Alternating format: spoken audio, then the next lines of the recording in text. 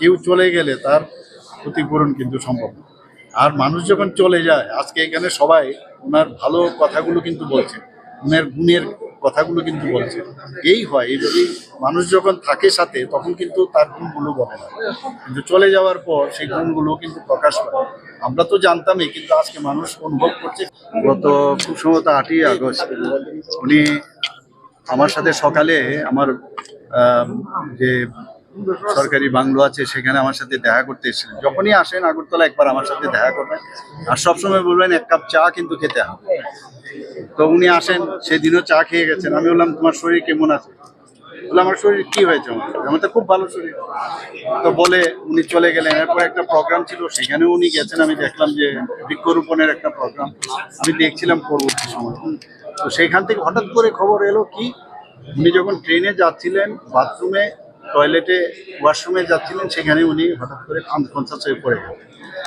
তো বিকেলবেলায় সেখান থেকে তাড়াতাড়ি করে ত্রিপুরা মেডিকেল কলেজে নিয়ে যাওয়া হয়। আমি খবর পেয়ে এবং আমি সমস্ত আমাদের যারা সহকর্মীরা আছেন তাদেরকেও বললাম।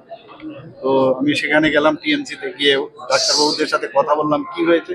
বললাম মস্তিষ্কে পুরো ব্লাড জমে গেছে, অর্থাৎ কার্ডিওভাস্কুলার অ্যাক্সিডেন্ট যেটাকে বলে, পুরো মস্তিষ্কের মধ্যে ব্লাড চলে এসছে এবং ইমিডিয়েটলি অপারেশন করতে হবে, আদারওয়াইজ সমস্যা হবে। তো গ্রিন করিডোর করলাম, আপনারা সবাই জানেন, যাতে রাস্তায় কোনো অসুবিধা না হয়, সময় কম। তো সব ব্যবস্থা করে আমি নিজে এসকর্ট করে ওনাকে নিয়ে এসেছিলাম।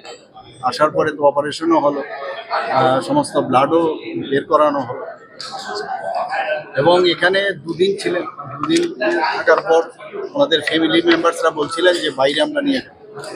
তো আমরা বলছিলাম যে একটু সেটেল করলে নিয়ে গেলে ভালো। ওনারা বলছেন যে না, আমরা যেভাবে হোক নিয়ে যেতে চাই, আমরা সময় নষ্ট করতে চাই। যাই হোক, ওনাদের তো আমাদের দেখতে হবে, ওনাদের যে ইচ্ছে, সেই ইচ্ছা পূরণ করার জন্য আমরা ওই দিনেই, পরের দিন মানে 2 দিন বাদে আমরা সব ব্যবস্থা করলাম। এয়ার অ্যাম্বুলেন্সে ওনারা যে হসপিটালে বলেছেন সেই হসপিটালে নিয়ে গেছি। এবং যে ডাক্তারবাবু অপারেশন করেছেন তার সাথেও মানে আমি নিজেও কথা বলেছি কয়েকবার যে কি হয়, আমরা এই করেছি, আপনি দেখুন। তো বললেন না, whatever you have done it is done correctly, বাকি আমরা দেখব।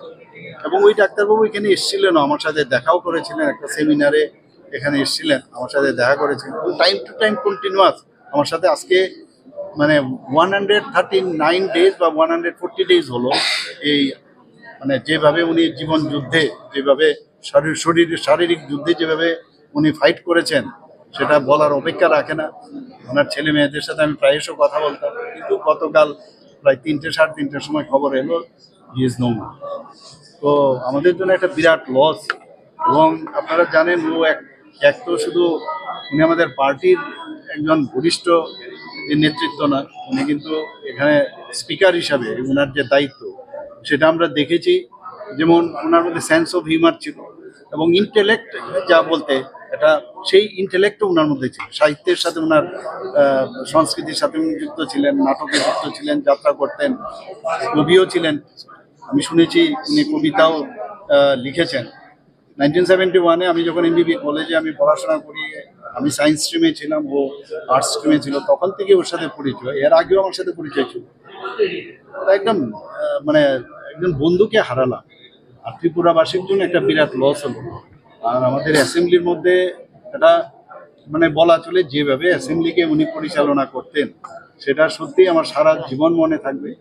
এবং এইরকম একজন বন্ধু আমরা হারালাম। ত্রিপুরা মানুষের তো লস হলেই, ব্যক্তিগতভাবে আমার একটা বিরাট লস হলো। আমি যেখানেই যাক, যেখানেই গেছেন,